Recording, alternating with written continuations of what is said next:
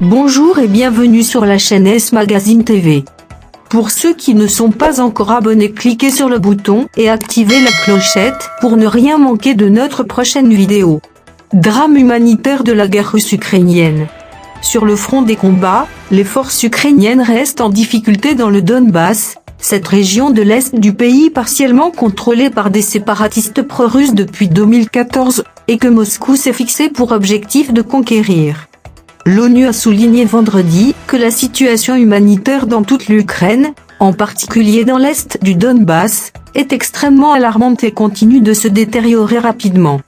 Les combats se concentrent depuis plusieurs semaines sur Sievierodonetsk et Lysychansk, deux villes clés pour le contrôle du Donbass, soumises à des bombardements constants.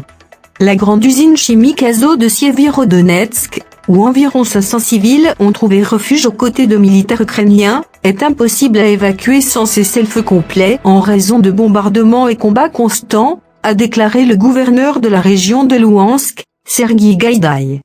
À Lysychansk, une frappe de missile sur la maison de la culture, où étaient réfugiés des habitants de la ville, a fait 3 morts et 7 blessés, a indiqué vendredi le service de presse du président ukrainien.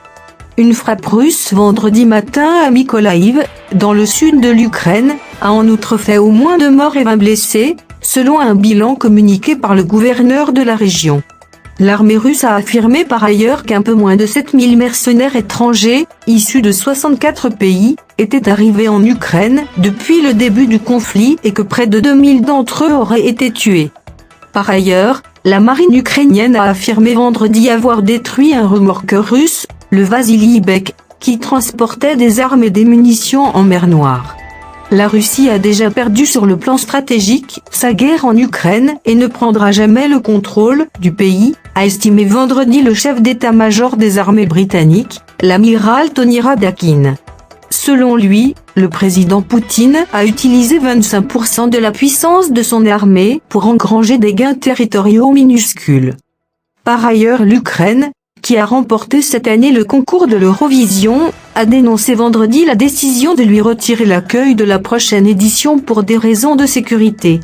L'Ukraine n'est pas d'accord avec la nature de la décision prise par l'Union européenne de radio-télévision, UER, a déclaré le ministre de la Culture Alexandre Tkatchenko. Nous réclamons des négociations supplémentaires sur l'accueil de l'Eurovision 2023 en Ukraine.